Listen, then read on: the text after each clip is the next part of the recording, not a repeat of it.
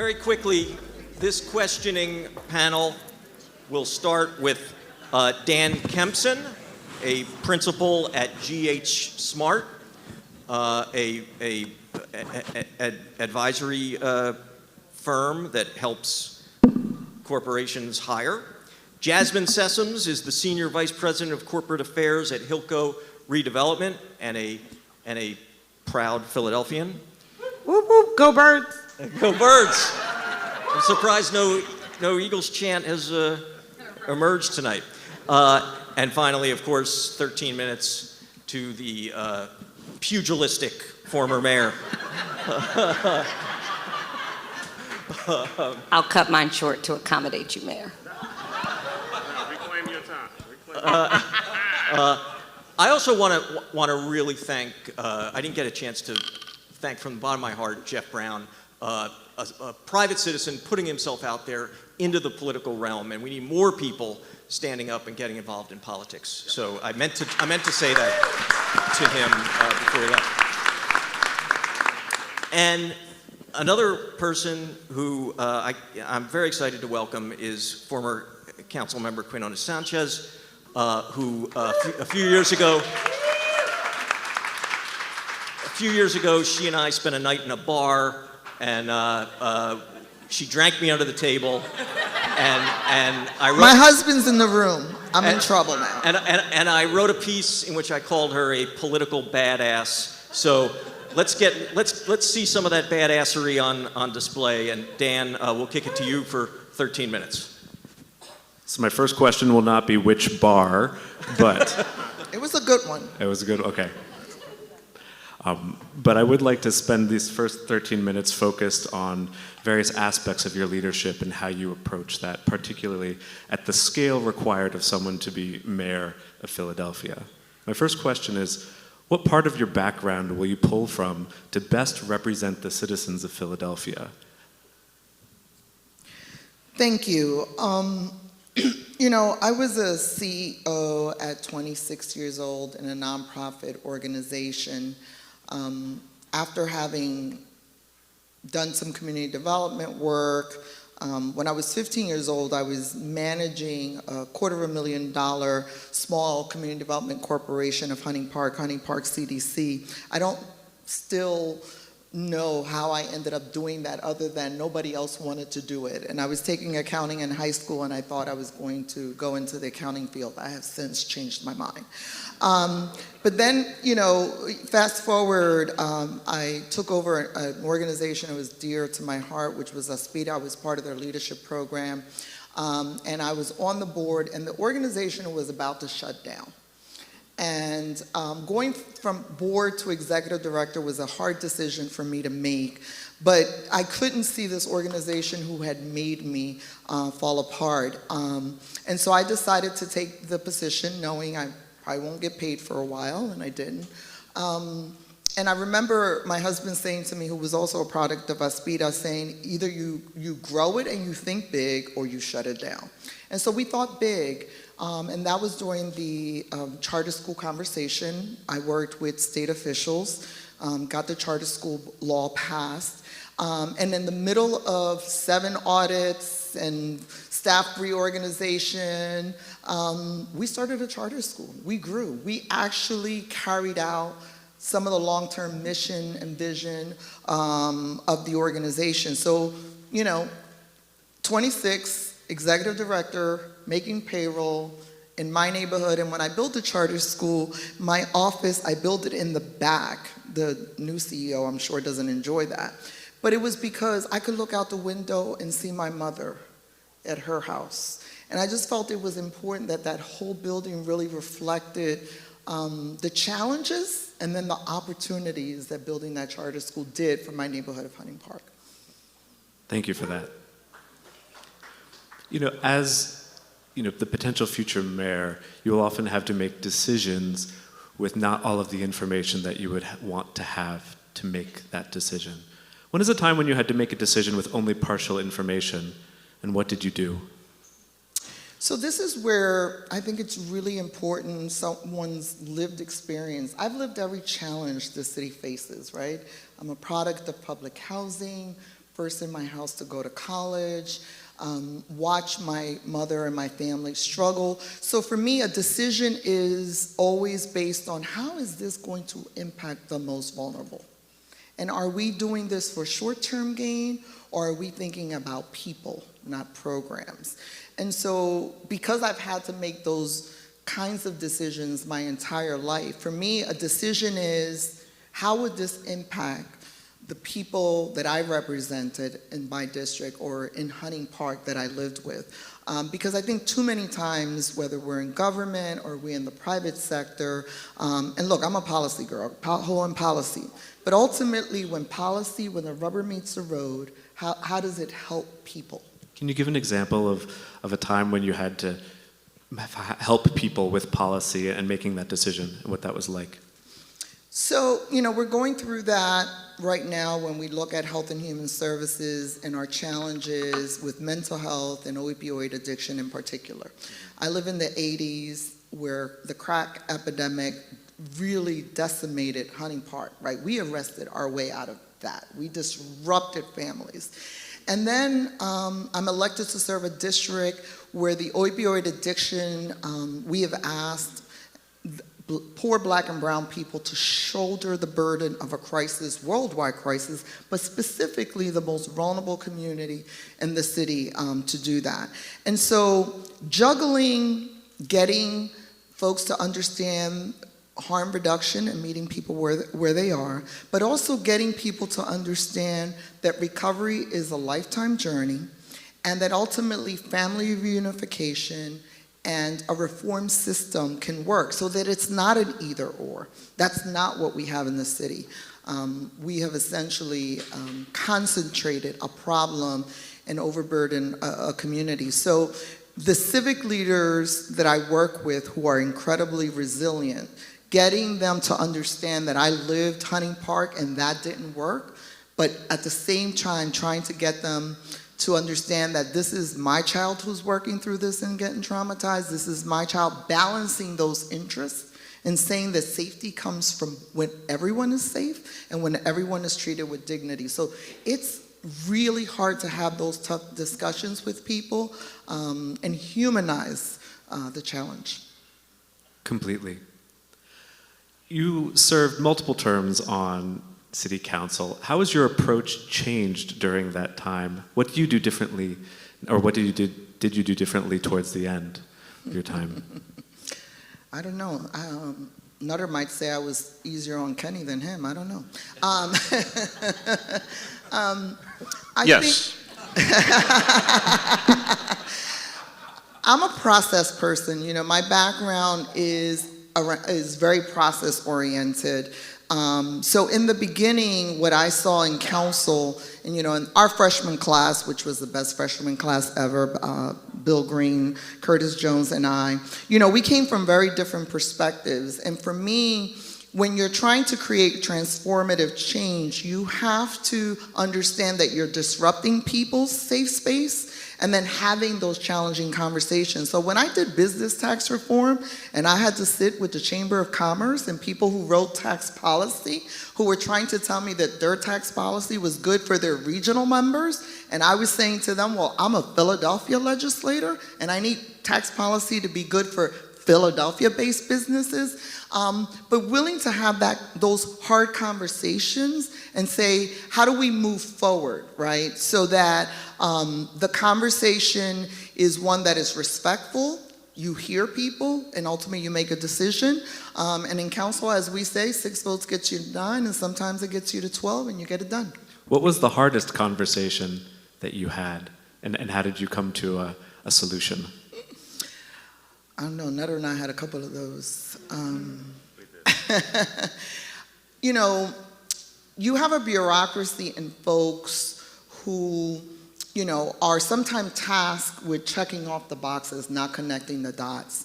So when we were introducing income-based payment plans, both from real estate perspective and a water perspective, sitting with lawyers telling you that people should just pay their bills, right? I remember having a conversation with one of the lawyers saying to me, because my district had the highest debt ratio. And so I wanted to get off that list, and I wanted to create pathways for people to comply, which, by the way, at the end, we collected more money, and it was good for everyone. And I remember sitting with lawyers who would say to me, well, Maria, people should just pay their bills. And I said, in Hunting Park, if you have a car, you're deciding between the car insurance and maybe Catholic school, but they're not taking vacations in Aruba, right? And this changing the mindset. So having those tough conversations and not like calling people out, although I did, and sometimes I said coño carajo, and I got a call from the mayor. But it's like changing the mindset of the best way for people to be and feel like they're contributing is when you give them a road to compliance. And poor people should have the dignity to get to that road to compliance. So those were the tough conversations when you're sitting with someone who like looks at numbers. And there's a couple of speeches I've given on the floor of council where I'm like, you give me numbers and I give you names. Let's not have that conversation. Let's continue on this thread and talk about moving people along or motivating people. As mayor, you would have to deal with, I think, we heard 25,000, different employees, multiple constituencies. What is a situation where you had to drive external stakeholders, so people who didn't work for you, and drive them towards a decision or change? And what did you do? So I really believe in public-private partnerships, right? And bringing, again, folks together, the different stakeholders and people with competing interests. So when we were doing the land bank legislation, I was working at Hunting Park Community Development Corporation in 1985 in high school. And at that point, we were talking about land, right? And then I get to council, and it took me 7 years to get it done because there were so many competing interests in the private sector. And that was one of the first times that I saw a coalition of people from the real estate community, the BIA and in the community development corporations. And we all rallied because we essentially knew that we needed to streamline this stuff, right? And so it was interesting watching folks who, the first meetings, everybody's back is against the wall. And at the end, when people just started liking each other, it was like, oh, these guys are not as bad as I thought. We were able to get to a resolution. Was it the best one? No. I would still do some changes to it. But watching, the them and the us in a room and getting people in a room and forcing them to talk to each other, I think it's the best way you get to a resolution. Because everybody walked out of that room unhappy, so I know we got it somewhat right. No man or woman is an island, and no mayor can be a superhero. Successful leaders really build teams which highlight the strengths that they themselves are weaker on or need complementary viewpoints and skill sets for. What are the areas, skill sets, knowledge, or otherwise, that you would surround yourself with in order to be successful as mayor? So I've held different positions. When I made the decision to run for public office in city council, I had other folks who said, run for state rep, run for this. And I was like, I don't want to be one of 203. I'm the only girl with 2 older brothers. So all I knew how to do was fight, but I knew how to fight in a group of 3. But I wasn't going to fight in a group of 203. So I always wanted to be in council. And I always wanted to be in council as a district council person because I knew that was the best place where I can actually do transformative change in a context of a geography, like I can own this. And, we're little mini mayors and district council folks. So I always knew that was the skill. But the legislating part of it was not something that I was as prepared to do. And one of the things that I learned very early on was that if you're not prescriptive in your legislation, a good idea could be killed by bureaucrats, right? And so for me, it's understanding that I think of things of how do they get operationalized right away. What I don't always take a moment to see, and I think one of the reasons I'm running for mayor and challenging myself is because we gotta think big and then we gotta think bigger, right? And this issue of thinking big and getting folks around you who can come in and say, you know, it's not the no, it's the how, is hugely important. So for me, that's the skill set I want. I want innovation around me, folks who know that, for me, I'm the yes girl, not the no girl. It's like, how do we get there? Bringing that kind of innovation and creativity. You know, I love Philadelphia, but we got some idiosyncrasies to who we are that, you know, we think the world revolves around us, and there are other cities doing great things. And so how do you embrace that? That's what I'm looking to bring with me. People who are not scared to challenge me, right? And people who are not scared to think bigger than what we've thought. Thank you very much. That's great. Thank you. Let's move on to Jasmine Sessoms and of Hillco Redevelopment. If you don't know about the Bellwether District, they're building a city within a city. It's pretty amazing. Jasmine? It's amazing. So, full disclosure, I was Maria, and you might hear me call her Councilwoman because that is what I've called her for the last 7 years. I love her down. There will be no bad cop over here. Let's jump into it. Maria. Ooh, that sounds weird. Council lady. Citizen Maria. I can't say it. First of all, Mayor Nutter did not understand the Spanish. Can you tell us what you just said in Spanish? He over here is asking me, Jasmine, what did she say? She took advantage of me. She knows I don't speak Spanish, No. and then she probably said We're going to something ask her. Council lady, what does that mean in Spanish? Translate what you said. It means shit. See, there you go. And we're going to do it anyway. Boom. Council lady, look, I'm a black lady. I can't hide that. You are a brown lady. I have a Shirley Chisholm pen. You know specifically how much I love Shirley Chisholm. Famous quote. I don't have prepared questions. I'm just going to be very honest with you. I left them in my office. Poor Mia has helped me, so we're going to wing it. Okay. A famous quote. If they don't give you a seat at the table, bring a folding chair. Tell me your folding chair moment. Wow, I've had so many. Back in this race, the gender bias is real. So I'm gonna try to be diplomatic around this. No, don't be diplomatic. When we were doing some of the business tax reform, I was doing it with Bill, and you know, Bill jumped onto my idea. You know, we were doing this work. When I was running for office, I went to all these small manufacturers in my district, and they were like, "City, get out of here, you don't get it." And because I grew up with two older brothers, when I won, I went back and I said, what do we do about this? And when we were doing the business tax reform stuff, we would go to meetings, and it would be rooms with all white men, and they would look at Bill and ask him to explain it. And Bill, who has become a very enlightened man because of his relationship with me, would say, it's Maria's idea, let her explain it. And I could just see the faces of everyone saying, well, oh, okay. It was always great to have the reinforcement of Bill, you know, obviously, saying it in white man's words, because sometimes I would explain it. Look, I was like, look, this is small businesses. This is what black and brown businesses do, right? If you're taxing them 2 years, the first year, they're gonna hide it. If they hide it, they can't capitalize. If they can't capitalize, they can't grow. And then Bill would say something like, they have to pay less taxes. We need to create transparency for them. Like, he would say all that. I was like, look, folks, in the neighborhood, you know, everybody knows that the Poppy store, the corner store, my son told me now it's the Poppy store.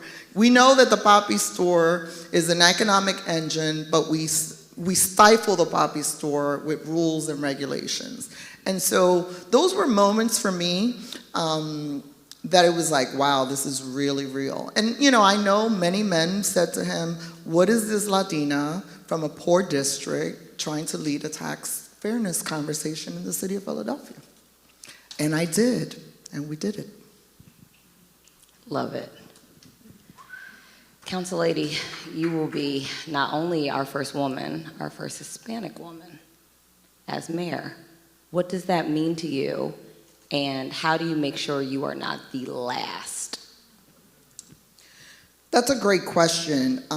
I've had this conversation with all the very highly qualified women who are in this race, and I've said to them, this is a moment in time, and let us not lose sight of the historical nature of this race. We have 4 highly qualified, viable women running, right? We haven't had that since Happy Fernandez. And I've said to them, you know, the young women are watching us, and the men are also watching us, and of course, they can do it better. Nevertheless,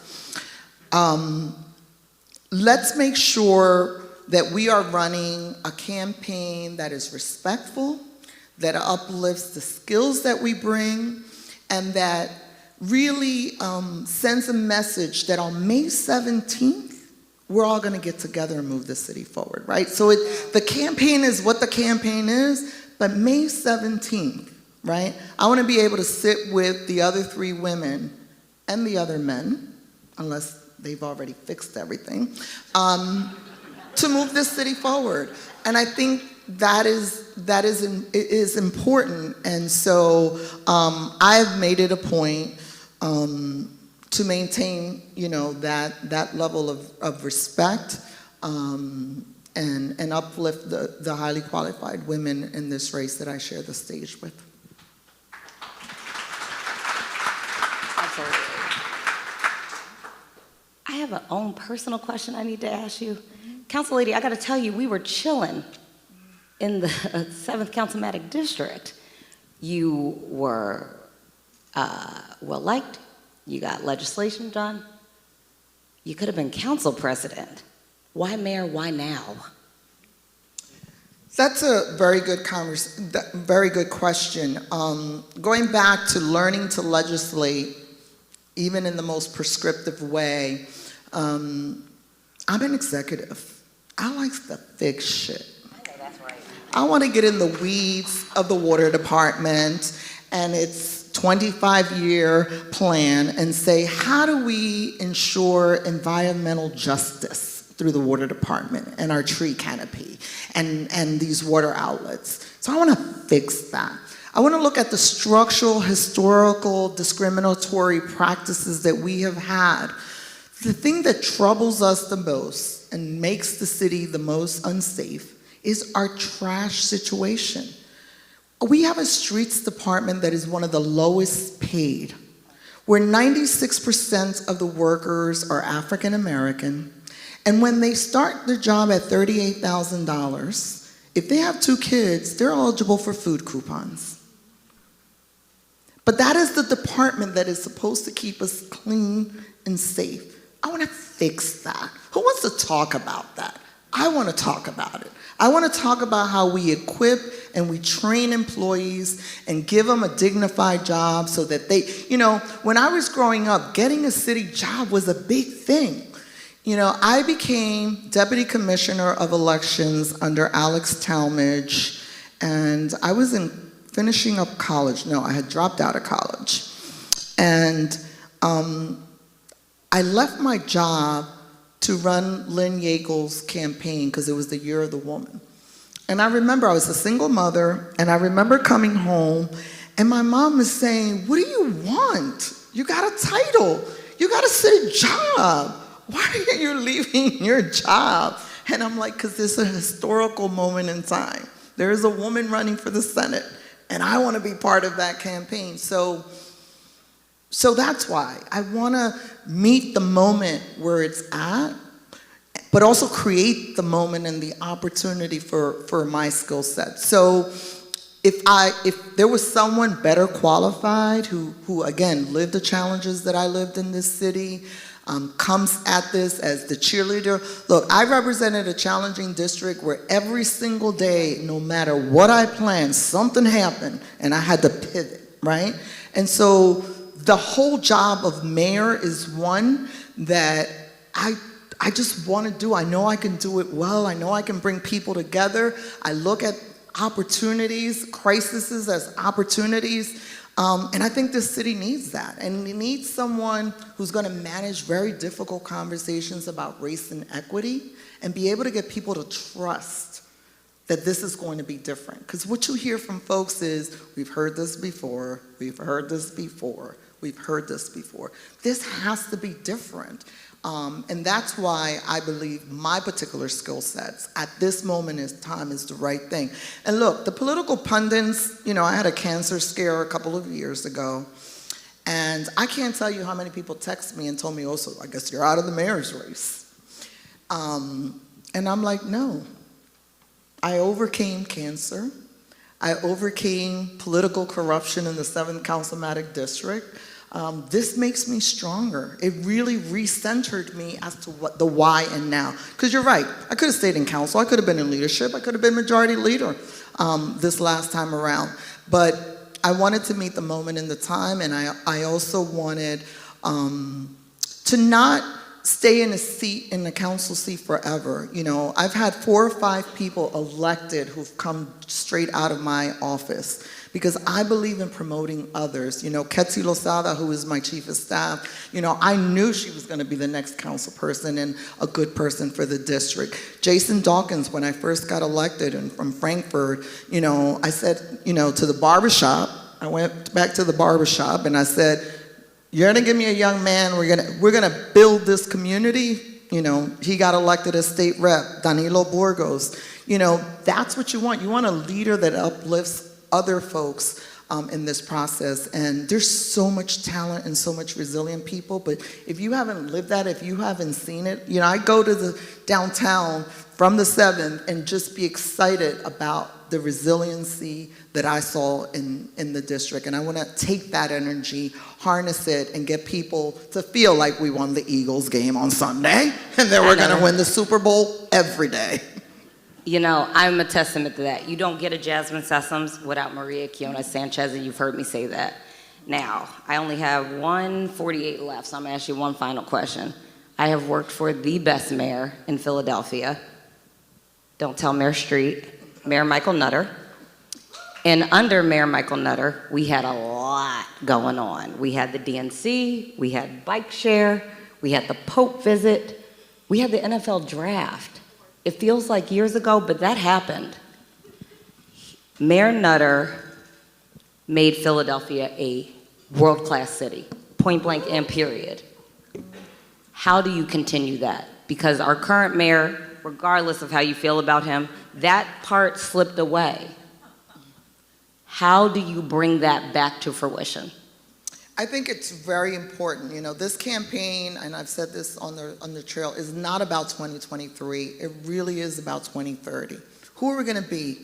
The next mayor will have the opportunity to hire 2 out of 5 civil service employees because of retirements. You have an opportunity to transform the entire government so it better looks like and feels like the city of Philadelphia. The next mayor has an opportunity to build out an infrastructure that is really equitable, right? I was in a West Philly conversation the other day that they were talking about the drive getting closed, and I said, we send messages, and sometimes not subtle, about who we want and who we don't want in certain neighborhoods. So if you want to build a city that is diverse and mixed income, you're going to need leadership to do that. You're going to need a mayor that will embrace the World Heritage status that we have, right? We are a day's drive from like 75% of the population. We have an international airport. Like, what are all of the things that we can bring together as part of that? And for me, the test will be, 2026, we celebrate our birthday, right? How do we look back at the challenges of how we got here and use that moment in time to readdress the inequities that we've had in the past and say that celebration is different? How do we celebrate FIFA? When I got elected, I didn't have a public soccer field in my district, yet I represented a large Latino population, right? In a sport that's so international. So I just feel like the city has not embraced language diversity in the way that we can, that the status of being a World Heritage City gives us. So I want us to embrace that. I want us to look at our art institutions, our museums and others and say, even this economic downturn with, post-COVID, how do we use that as an opportunity to get people from neighborhoods to look at those institutions the way, the premier institutions that they are, the Barnes, the arts. So for me, you need a mayor that wants to do that work, that sees people, and will embrace all of the opportunities that exist. Downtown is going to change. Look, hybrid work is here to stay. But we can't have a city where the mayor won't tell the city employees come back to work, but expects Comcast and IBX to pay for breakfast and lunch for their workers to come back. So it's about setting the tone and not asking the private sector to do what we don't lead and do first. All right. Well, thank you. Thank you. Let's move on to Mayor Nutter. 13 minutes, Mayor Nutter. Got it. Good evening. How are you? I am good. And your health and family? Very good. Very thankful. You made reference to it, but I had already planned to mention it. Both of us, in the last couple of years, shared some personal, public information about health challenges, and I just thought it appropriate to ask you how you're doing. Very good. Very centered. Very focused. Good. Talk to us about the decision-making process. You're in your fourth term? I was in 15? my 5th term. 15 years? years? Okay, all right, about the same as mine. It's 14 and a half. Share with us a little bit the thought process you went through to decide this is what I want to do now and run for mayor. So thank you for that question. After the health situation and my being focused, I was very clear after my last election. I ran 4 times, didn't get party support, beat the party anyway, because I keep saying I'm gonna make this party better against their own will. Having chaired the Appropriations Committee over the last 6 years, really growing frustrated with hearing what people say is important and then watching how they invest the money. And looking at some of the structural issues that were there and looking at, I used to call the budget process the Hunger Games because commissioners were forced to plan for a budget that they had, not for what the city needed, right? And you're constantly talking about stuff I go back to the potholes because I'm the pothole and policy girl. When you ask the streets commissioner, how many potholes do we have and does your budget cover all the potholes? And the commissioner says, can I call you? Because we know we didn't, right? It's the stuff, that kind of stuff, right? Having a mayor come in and say, we're going to do zero-based budgeting. We went from program budgeting to performance-based budgeting, and me trying to manage that process as of chair of appropriations, saying, folks, what are our values, right? A budget is a moral document.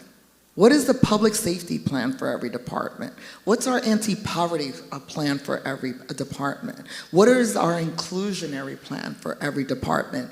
So, with all of the power that goes with the chairmanship of appropriations, and we did good stuff. The public-private partnership, the promise, the poverty plan with United Way and others, but it wasn't enough. It's not transformative enough. And COVID for me just really demonstrated that when we make bad policy decisions, people die. What are your 3 most important goals and how will you accomplish them? So again, I want to go back to zero-based budgeting. I want to transform city government where every single city department has an anti-poverty plan and looks at how it supports, right? Communities that have not had the investment, right? So that we can readdress, because people talk about equity moving forward. And it's like you can't move forward because you're still not equitable. Like you have to readdress some of those issues. So I want them to prioritize it. I want every department to lead on public safety, citywide camera program, appropriate lighting, all of those things. And I want a serious inclusion and economic opportunity plan for every department. How we contract with folks. Look, again, you know, I've said this in other places. We have departments that have the same contractors, right? They have a shore town. They go to the shore in the summer and they decide how much they're gonna charge us in the fall when they come to bid. We gotta break that up. So my priority is departments whose value system is anti-poverty, public safety, and inclusion and economic opportunity for all. So you've talked about your district, and we know that it is both quite diverse and challenging. But because we have blunt conversations, I mean, I think it's fair to say that parts, certainly of Kensington, are just a mess.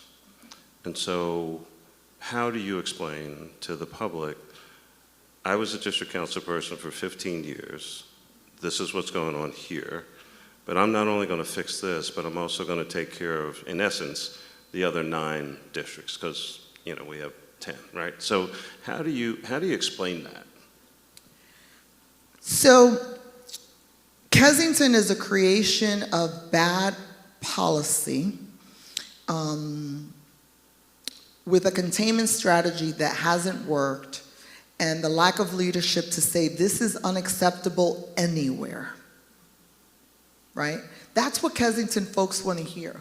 I went to high school at Mastbaum, so I'm not going to sit here and tell you there weren't drugs in Kensington, because I cut school in Kensington enough to know there was always been drugs in Kensington. But the level of lawlessness that we've allowed, and then in the name of harm reduction, we have allowed people to live on the streets of Kensington in an undignified way. So what would you do?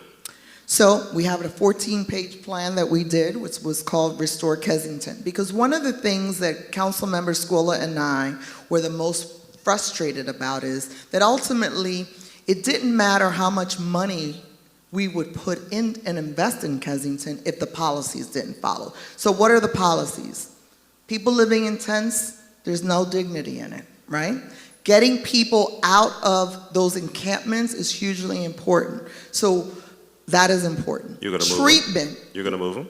I am going to, we've identified who they are, and I really believe that most of those folks have families that would help us. We need a family reunification plan. Some people are out there because of their trauma that do need housing, and so we got to move them to housing opportunities that are real, that they can sustain as they transition. We need to transition our mental health system. We now have drugs that our drug and alcohol system cannot handle. Track, fentanyl, and other things have changed the game, and we still have barriers to access. I have an uncle who is in recovery, and when he wanted to go to recovery, he says, I need a 9-month program, and I want to leave the city.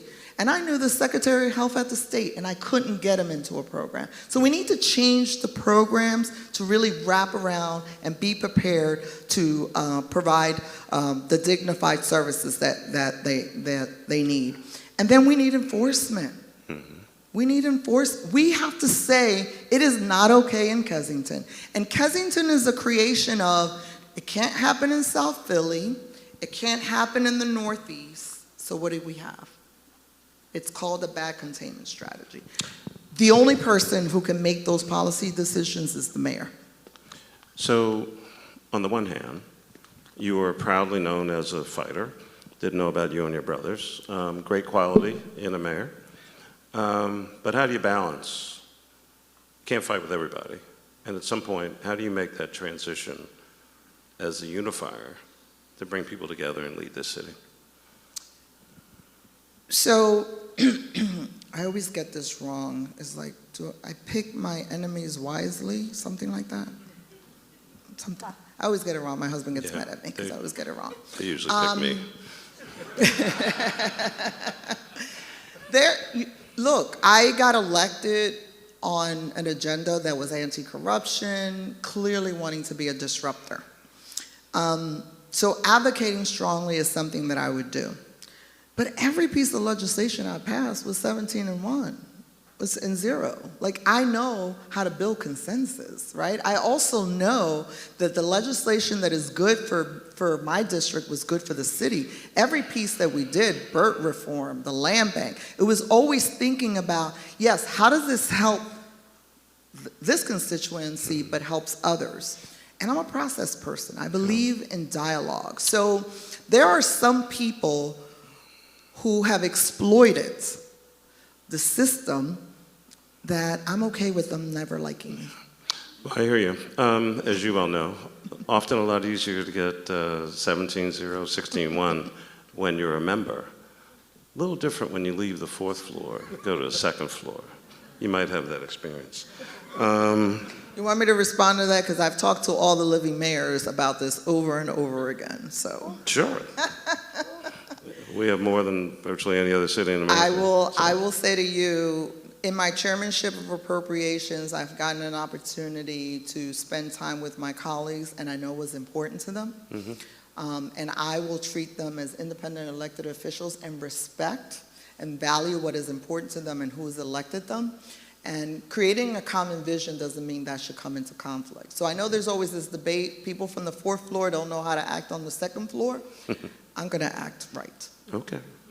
Good luck with that. So I've got 2.5. I'm going to do a lightning round of 2 questions, so it'll be really easy. I have this very firm belief that there are a lot of critical players in public safety. But there are 4, in my opinion, that drive what happens. The mayor, the police commissioner, the DA, and the courts.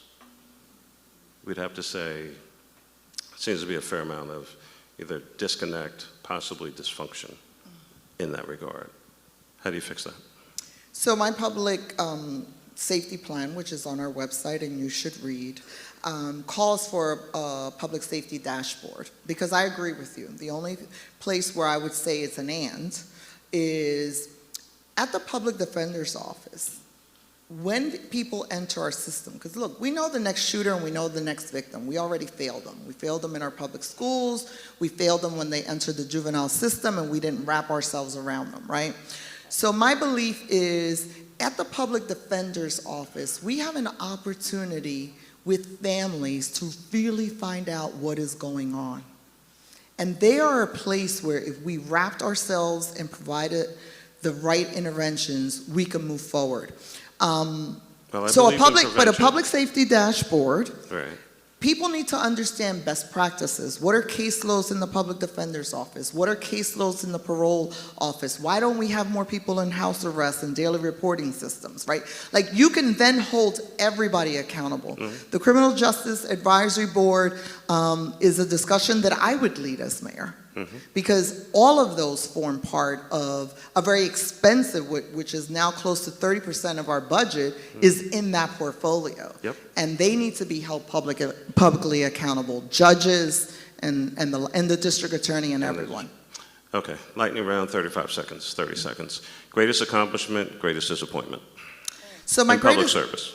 in public service, my greatest accomplishment has been looking at fairness and equity from my lived experience and knowing that I can do right by the most vulnerable and still grow and get folks to comply.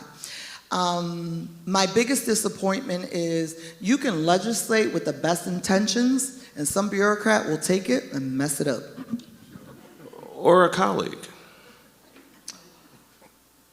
Compromise, yes. Or a colleague. All right. Great questions, great answers. Thank you, panel. Let's go to Charles Ellison from WURD for some questions from you guys. Yes, we have questions from the audience. How are you doing, Councilwoman? Good to see Good you to tonight. see you. All right, good. Excellent. So we have a few questions. Oh, don't pass it along to in the back. I can take it as well. Thanks. What will you do day one to reduce gun violence? So very important, we will, in addition to asking all departments to align around this public safety strategy, in the first 100 days, I'm going to go to those intersections where we know the next crime is going to be, and I am going to put a camera, I'm going to light it up, I'm going to clean it, and I'm going to secure the vacant buildings around that. All of those data points lead to safety. So part of reducing the gun violence is doing that. I will continue to work with state and federal partners around gun reform. Okay, so what concrete steps, is another question from another audience member, what concrete steps will you take as mayor to make the city not only safer, but more attractive and more of a beautiful place to live and visit? So I think it's hugely important, and that's why when I talk about the operating departments are what leads and should lead our public safety discussion, you know, having the water department lead our tree canopy situation so we can deal with some of these health disparities. You know, in the 7th District, we did a lot of work around green spaces and parks and recs because we knew that those were spaces where people could come together. So making sure that there's equity in public spaces, making sure that our corridors are safe, I think are hugely important. Uplifting, right, the diversity in our corridors so that people visit outside of the core center city. So making it safe, uplifting the diversity that exists in the neighborhoods, and really recognizing our public spaces that people figured it out under COVID. I'm a young kid, Hunting Park was everything we had. Understanding that those spaces need to be intergenerational, right? And they need to be places where we bring folks together. All right.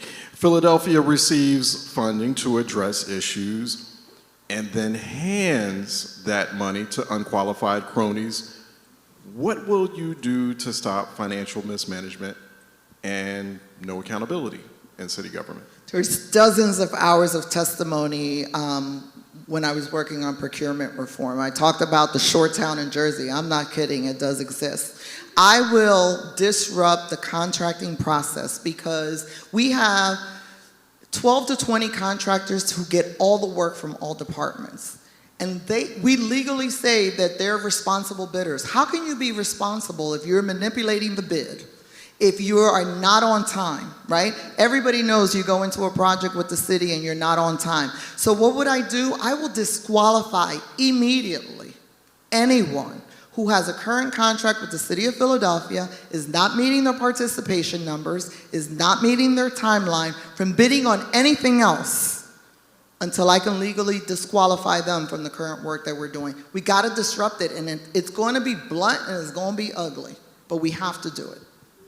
Okay, next question. How would you encourage more Philadelphians to volunteer in their communities and mobilize people to participate in national service programs? When I was at Aspida, we had a AmeriCorps program.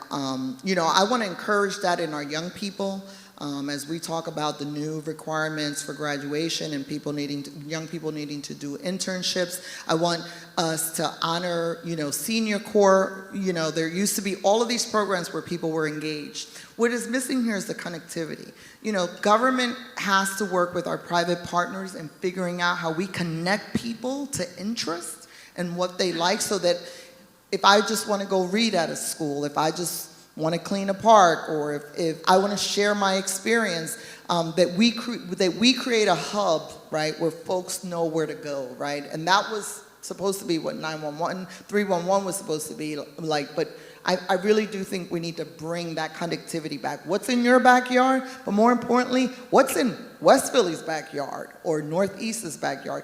Getting people to go outside their traditional neighborhoods is hugely important. You got to do that as mayor. You got to go to places and show people that we have many great assets outside of Center City core. Different neighborhoods in Philly do seem like different universes. Hey, Charles, let's make it one last question. One last one. I want to be careful about getting all these great citizens out of here by 9 o'clock. I'm really so appreciative that everyone's come and stayed this long, and we really want to concentrate on time. So one more, sorry. One more, yeah. No, these are great questions too, by the way, from the audience. Thank you for these to the audience members.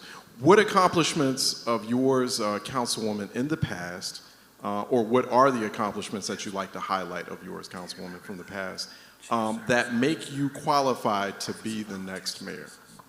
So again, demonstrating to government that policies that help poor people, the most vulnerable, comply, getting small businesses to comply, really does create a more effective and efficient government. This notion that when we stabilize families, that there's a cost factor, we need to move away from that thought. And so introducing income-based payment plans.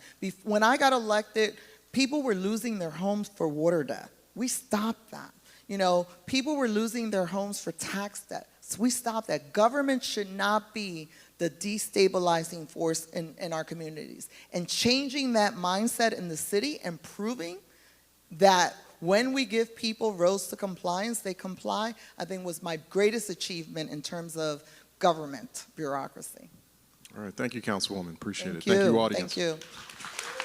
There's one, I'm going to ask one final question, which I've asked all of the participants so far. If elected mayor, would you commit to coming back to this very space, hopefully with these same people, for an annual performance review? Absolutely. Well, With my badass report card. Badass report card. Can't thank you all enough for coming. Can't thank this panel enough. Thank you all. We'll see you at the next one.